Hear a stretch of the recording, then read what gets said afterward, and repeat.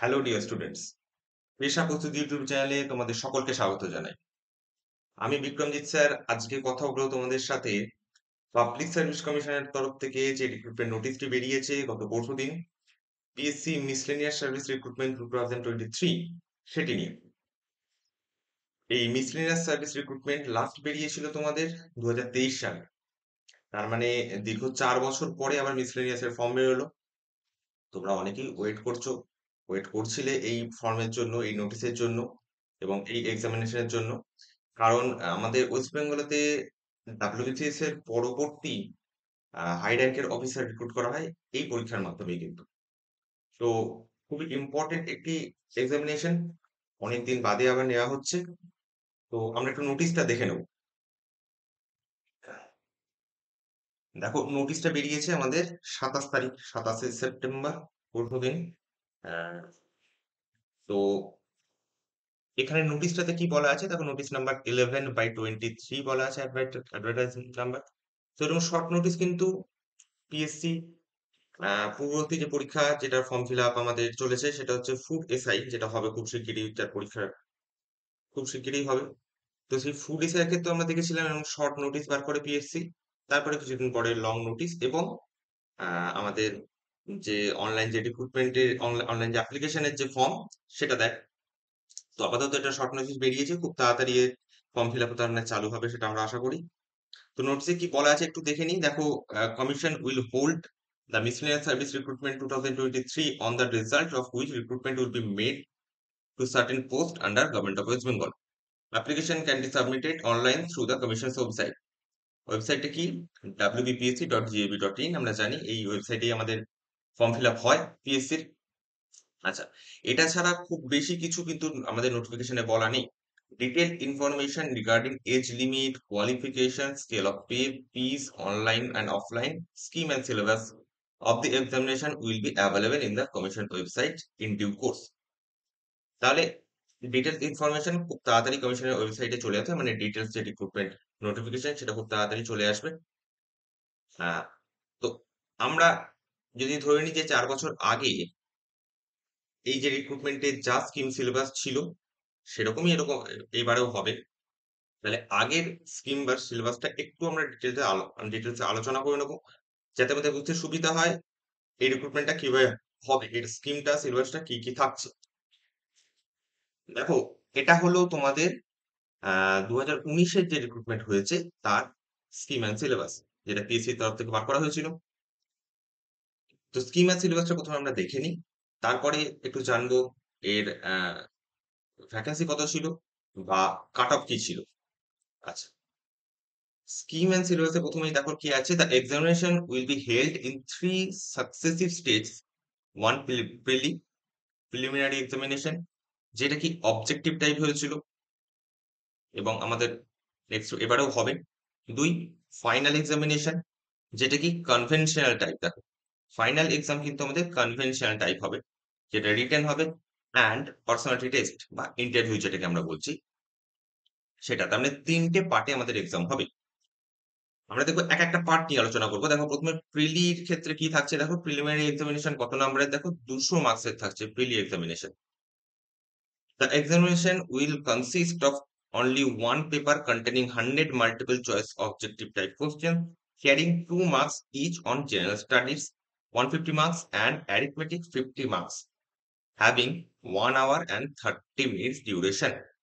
তাহলে প্রিলি এক্সামটা কিন্তু 100টা এমসিকিউ এর থাকবে, 100টা আমাদের এমসিকিউ থাকবে, যেটা প্রত্যেকটা 2 নাম্বার করে। তাহলে 100 গুণিত 2, 100 গুণিত 2 মানে 200 নাম্বার সেখানে হচ্ছে।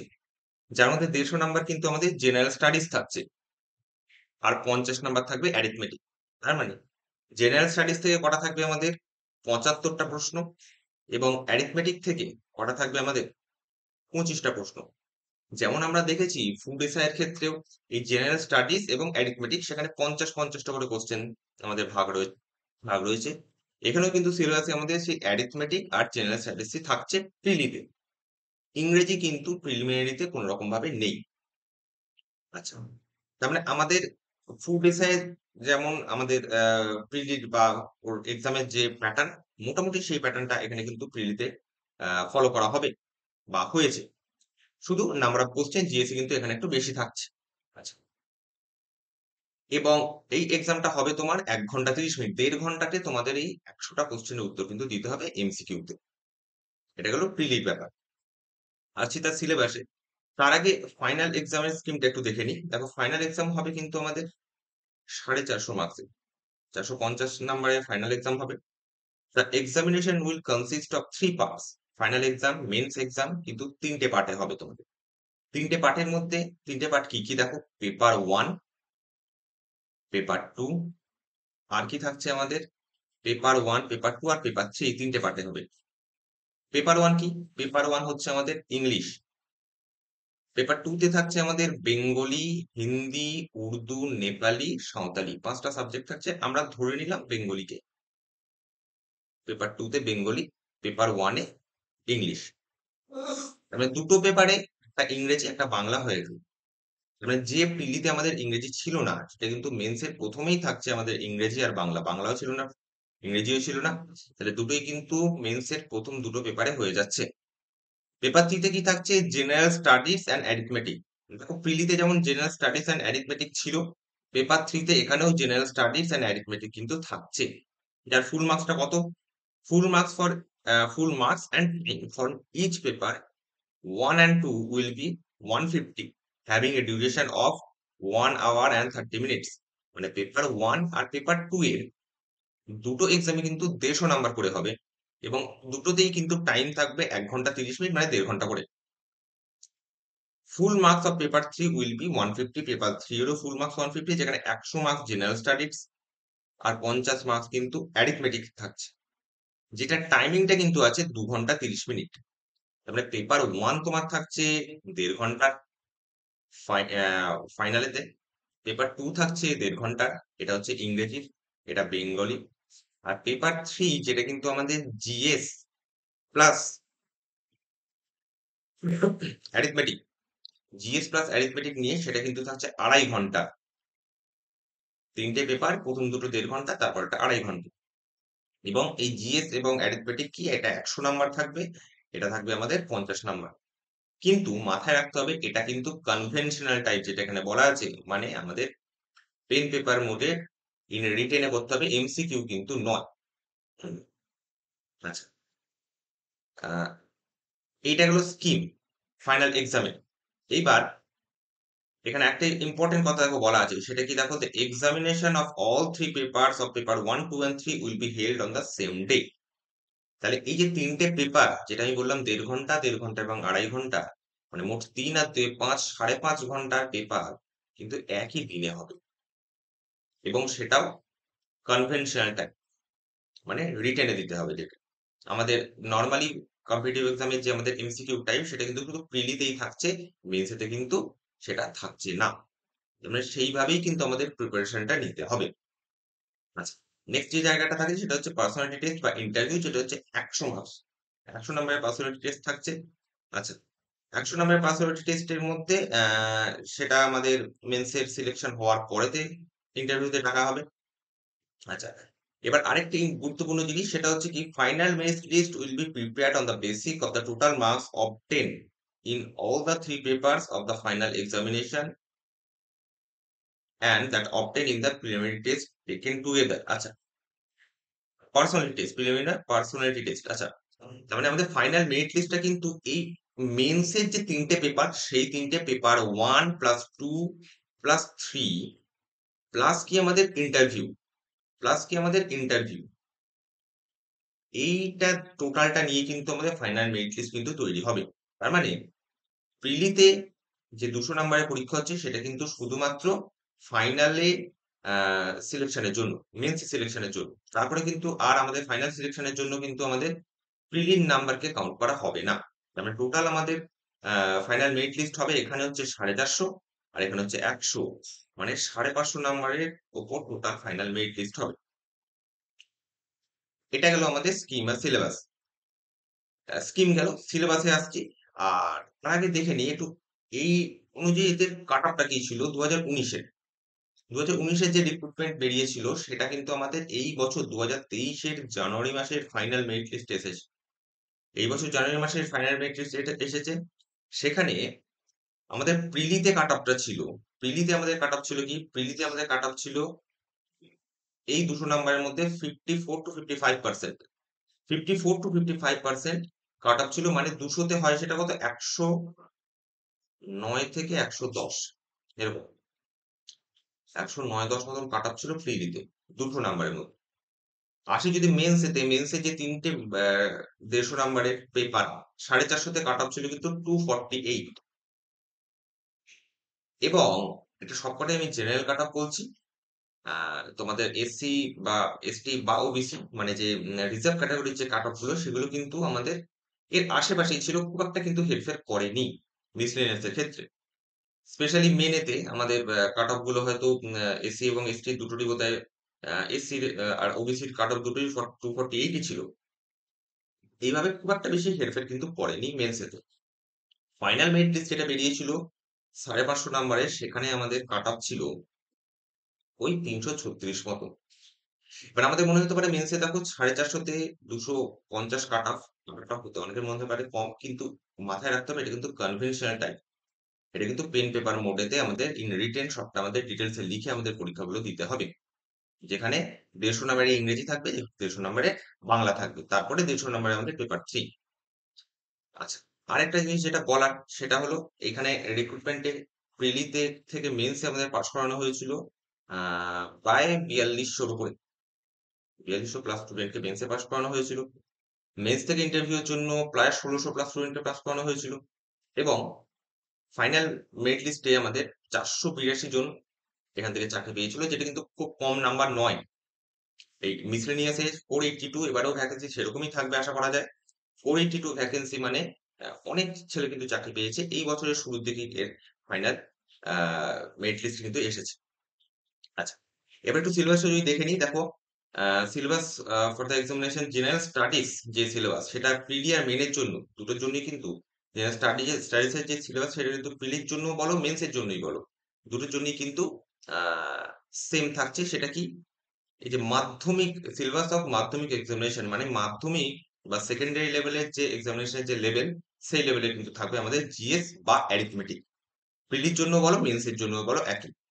আচ্ছা, প্রিলির জন্য কোশ্চেন যা থাকবে, মেন্সের যা কোশ্চেন থাকবে সেটা একটু প্রিলির থেকে একটু হয়তো লেভেলটা হাই থাকবে, কিন্তু সিলেবাসটা কিন্তু আমাদের মাধ্যমিক লেভেল। যদি বলি মেন্সের পেপার 1 যেটা ইংরেজিতে, সেখানে কি কি থাকবে দেখো। ড্রাফটিং অফ এ রিপোর্ট, একটা রিপোর্ট লিখতে হবে ইংরেজিতে। Translation from Bengali to English, Bangla থেকে ইংরেজিতে ট্রান্সলেট করতে হবে। Considering of A pros passage, একটা প্যাসেজ লিখতে হবে। সামারি বা প্রেসি টাইপের, সামারি বা প্রেসি পড়তে পারে। আর কি এরপরে কিছু গ্রামার আর আমাদের ভোকাবুলারি পার্ট কিছু থাকবে। এটা হচ্ছে ইংরেজির পার্ট। বাংলার ক্ষেত্রেও একই, শুধু বাংলাতে থাকবে সেগুলো কি ড্রাফটিং অফ রিপোর্ট একইভাবে, এবং টপিক গুলো একই, ইংলিশ এবং বেঙ্গলি টপিক গুলো একই। ড্রাফটিং অফ রিপোর্ট আর হচ্ছে ট্রান্সলেশন, এর ক্ষেত্রে ইংরেজি থেকে বাংলা। আচ্ছা, প্রোজ বা প্যাসেজ থাকছে আর গ্রামার থাকছে, টপিক গুলো এক। আচ্ছা, এবার এর যে লেভেলটা থাকবে সেটা কিন্তু বলে দিয়েছে দেখো। 1 and 2 of the final examination, paper 1 and 2 of the final examination will be of higher secondary examination standard of the West Bengal Council of Higher Secondary Education। আমাদের যে হায়ার সেকেন্ডারি এডুকেশনের যে কাউন্সিল আছে তার যে সিলেবাস আছে HS লেভেলের, সেই সিলেবাস কিন্তু থাকবে পেপার 1 আর পেপার 2 এর, মানে ইংরেজি আর বাংলার ক্ষেত্রে। তো এটা গেল সিলেবাস, স্কিম আর সিলেবাস। একটু সিরিয়াসলি পড়তে হবে, স্পেশালি মেনের জন্য যখন আমরা পড়বো। তো যেহেতু এখানে প্রিলি আর মেন পুরোপুরি আলাদা, সেক্ষেত্রে আমাদের প্রিলি আর মেন যেহেতু পুরোপুরি আলাদা, সেহেতু আমাদের কিন্তু আলাদা আলাদা স্ট্র্যাটেজি নিয়ে পড়তে হবে। কাট অফ নিয়ে তোমাদের সাথে ডিসকাস করলাম। আচ্ছা, এজ লিমিট কিন্তু থাকে আমাদের, হাইয়েস্ট এজ লিমিট কিন্তু 39 থাকছে আমাদের।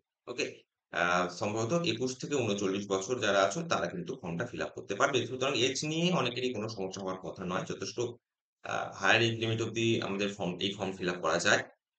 আর নেক্সট যেটা সেটা হচ্ছে আমাদের এজ ছাড়া কাট অফ এবং ভ্যাকেন্সি সম্বন্ধেও তোমাদের সাথে আলোচনা করলাম। পরিশেষে একটা কথা বলি, সেটা হচ্ছে তোমাদের এই এক্সামের প্রিপারেশনের জন্য প্রত্যেকটা সাবজেক্ট ওয়াইজ চ্যাপ্টার ওয়াইজ এবং প্রিভিয়াস কোশ্চেন ওয়াইজ ভিডিও কিন্তু তোমাদের এই চ্যানেলে তোমরা পাবে। যদি কোনো রকম এক্সাম রিলেটেড কোনো কোয়েরি বা কম্পিটিটিভ এক্সাম রিলেটেড যেকোনো এক্সাম রিলেটেড, যেমন আমাদের আগামী এক্সামগুলো আছে, ফুড এসআই, মিসলেনিয়াস এর ফর্ম বেরোলো, আমাদের প্রাইমারি টেটের ফর্ম বেরিয়েছে, সেটার রিক্রুটমেন্ট হবে, আমাদের এক্সাম হবে ডিসেম্বরেতে, বা ফুড এসআই এর আমাদের এক্সামের রিক্রুটমেন্টের যে এক্সাম সেটাও খুব তাড়াতাড়ি পেয়ে যাব। তো যেকোনো এই এক্সাম রিলেটেড কোয়েরি জানার জন্য অবশ্যই তোমরা এই নাম্বারে কন্ট্যাক্ট করতে পারো। প্রত্যেকটা বিষয়ের ভিত্তিক ভিডিও বা চ্যাপ্টার ওয়াইজ ভিডিও তোমরা এই চ্যানেলে পাবে, এবং তোমাদের ফাইনালি যে হ্যাঁ, ৬ যে জায়গাটা বলা সেটা হচ্ছে, ধরে নাও এটা হচ্ছে আমাদের সেপ্টেম্বরের লাস্ট। আগামী ৬ থেকে ৮ মাসের মধ্যে কিন্তু এই মিসলেনিয়াস এর প্রিলির এক্সাম কিন্তু হবে। লাস্ট ইয়ারের ট্রেন্ড অনুযায়ী আমি বলছি এটা কিন্তু ৬ থেকে ৮ মাসের মধ্যে অবশ্যই এটা হবে। সুতরাং সময় কিন্তু খুব বেশি হাতে সময় নেই। যারা প্রিপারেশন নেওয়ার তারা অবশ্যই এখনই শুরু করে দাও। শর্ট নোটিস এসেছে, তার মানে কিছুদিনের মধ্যেই এক্সামের যে ফর্ম ফিল আপ সেটা শুরু হয়ে যাবে। সুতরাং তোমরা কেউ যেন ডিলে করো না, এক্সাম প্রিপারেশন শুরু করে দাও। আর একইভাবে যদি আহ, এই রিলেটেড কোনো কোয়ারি থাকে অবশ্যই চ্যানেলটিকেও আমাদের ফলো করো আমাদের টেলিগ্রামেতে, যেখানে তোমাদের সমস্ত চ্যাপ্টারের অধ্যায় ভিত্তিক এবং তোমাদের প্রিভিয়াস ইয়ার ভিত্তিক নোট কিন্তু তোমরা এই টেলিগ্রাম চ্যানেলে পেয়ে যাবে। দেখা হবে আরো পরবর্তী কোনো ভিডিওতে। আরো কোয়ারি থাকলে কমেন্টে অবশ্যই জানাও। Thank you.